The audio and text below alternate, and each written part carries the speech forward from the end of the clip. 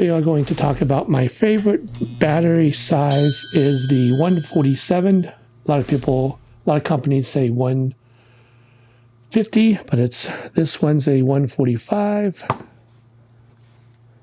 This one says 147, and this one says 150. I'm going to move them into order of the oldest to the newest. So the oldest one I own is the BeBob made in Germany 147 10.2 amp 14.4 volt lithium ion, made in Germany. Either a USB connection, which my BeBob 150 has. The Anton Bauer also has a USB regular. The Core has USB-C, and the Bumblebee has USB-C 3.0. These are the batteries I currently own. These are the newest cables I have to connect the battery to my Sony FX30 or FX3. I bought two different types. One is a USB-C to USB-C, and one is USB to USB-C. I'm going to open them up just to explain why I personally like these, which I'll have everything that's possible down in the description. These are made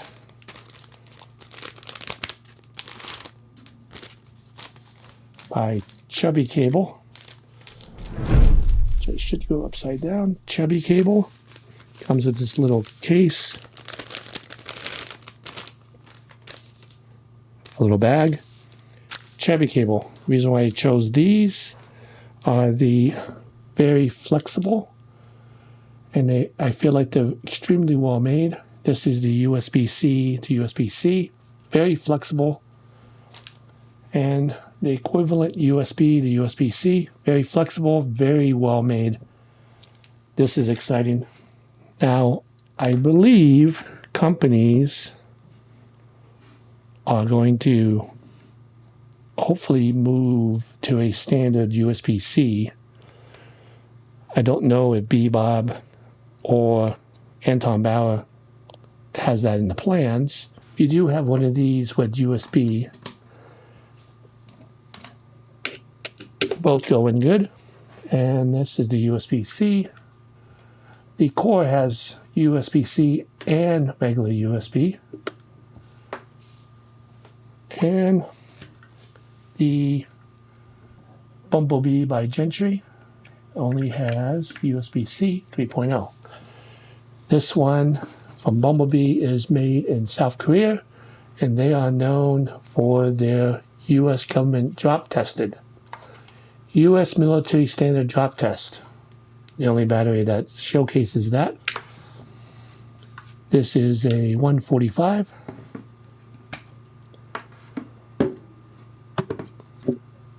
My oldest, newest. So I like to use the USB-C along with the DTAP.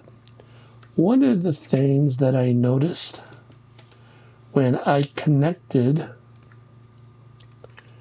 the DTAP or PTAP,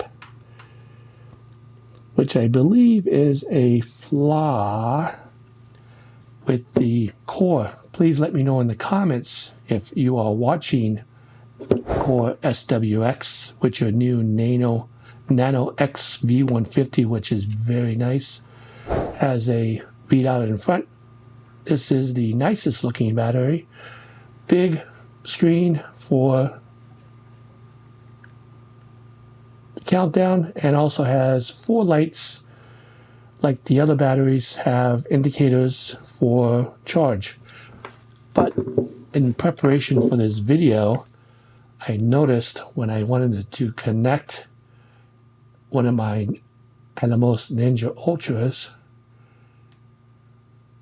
is that the Core Nano or Nano X V150, the DTAP is going the round part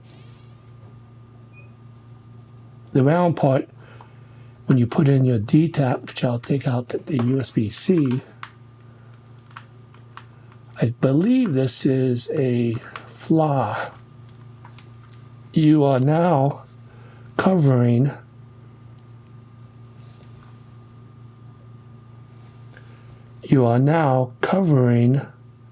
your ports, which I believe is a mistake. So if you're watching this CoreSWX, I would suggest that you rotate your DTAP so it goes this way, so you can use the ports. The Anton Bauer, when you put in your DTAP, it goes the correct way, and when you use your port, you can use your port cleanly. Well designed for those of us that want to use a very small footprint battery solution. I have this attached to the small rig V-mount plate, which is very, very nice. It's a dumb plate. It only holds, but if you're using a handheld camera, this to me is the ultimate solution if you want to go handheld. And what's cool, in my humble opinion, is that you can have 2 batteries, the 150 on the back mounted, which it's definitely not light, but if you're holding it like this and you have your monitor being powered by the V-mount battery, and then you have your camera getting supplemental power from the Anton Bauer Titon Base. This is the Manfrotto Quick Connect, which I have for all my cameras. And what's nice is it's still connected, but if you loosen it, you can rotate it, which is the only one that I know that can do this. The Sony FX3 or FX30 with a Ninja, either a Atomos Ninja Ultra or a Shogun Ultra. I use the small V-mount battery on the back, and I thought for the purpose of this video it would be sort of cool, since I own these, to put on the Titon Base. So for a small footprint camera setup, which also includes the Sony battery, so you have 3 batteries. The Titon Base is keeping the onboard Sony battery fully charged. It has a yellow light showing that it's being powered. So this is my handheld setup. Now, the reason why I do these YouTube videos in the studio that I've been working on for the past few months is everything in preparation for me to bring my rolling interview stand on location, travel via flight, train, or driving. I have to be self-contained by myself with up to 4 cameras, plus audio, plus lighting. The thing that I wanted to work on is to have a very, very efficient handheld quick release system that if I was conducting an interview, I would be able to quickly remove.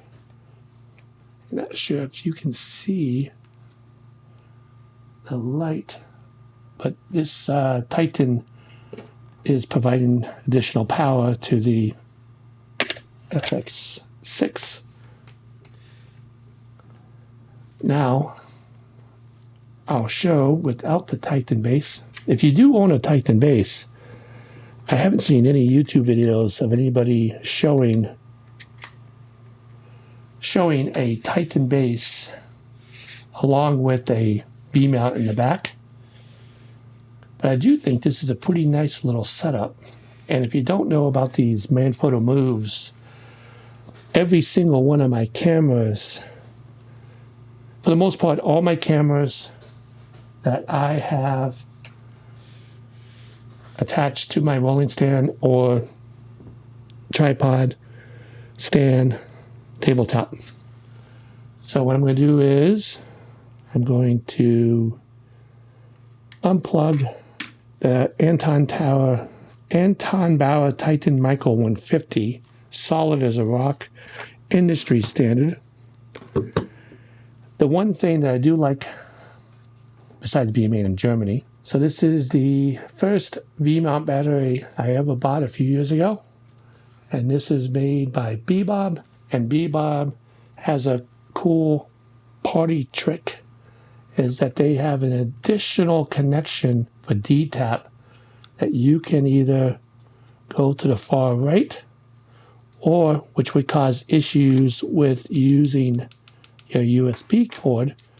They have an additional one where you can rotate it to the outside, the similar direction as the Anton Bauer, so you can use the USB-C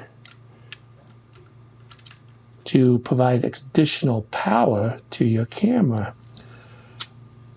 The BeBob has a built-in slider to protect the USB, which I think is really nice. This is, they use 5 little lights on the side. I did charge all these up. So this is the BeBob made in Germany Micro 150 battery, which was my first one. My second battery that I owned several batteries, but these are the V-mounts.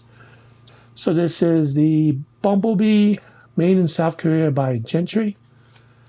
They say 145, 10.2 amps, DTAP, 12 amps. And if you put in the flip to the USB-C,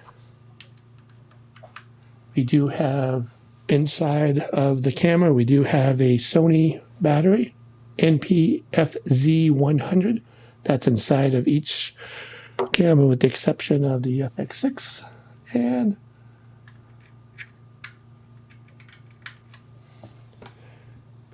BumbleBee placed their USB-C slightly forward so it does not interfere with the DTAP. Good design. BumbleBee also has a cool thing where it goes into sleep mode, so it actually preserves the power. When you turn something on, then the LED or the little lights show up. The one thing GENTREE talks about on all the batteries is U.S. military standard drop tested. These have Samsung cells inside, made in South Korea. I once again had the little light on showing that it's getting power to the Sony battery right here. So this is nice. Good design by BumbleBee GENTREE. No interference. So the South Korean battery, what they ended up doing was they placed the USB-C connection slightly forward so it does not have any interference The third battery is the Anton Bauer. I believe they're USA company out of Connecticut. They also have green lights, and they have a design which I like.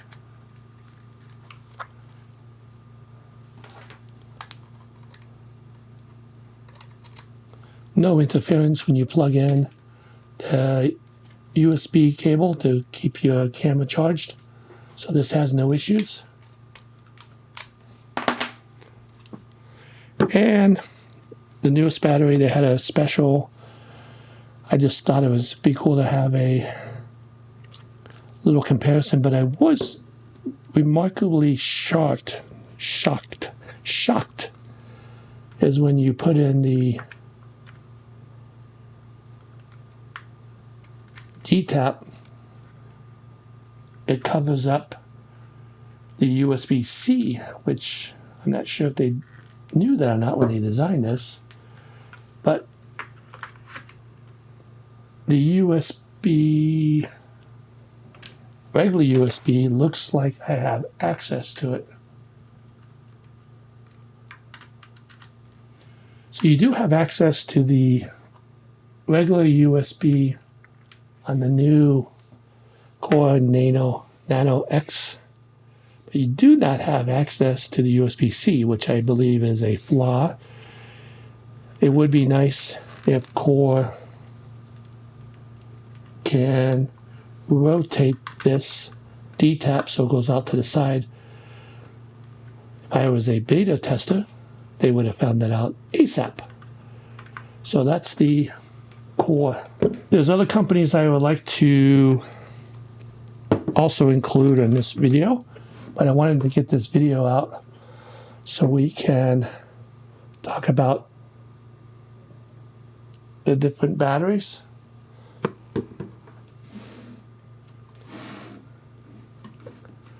I do really love micro batteries.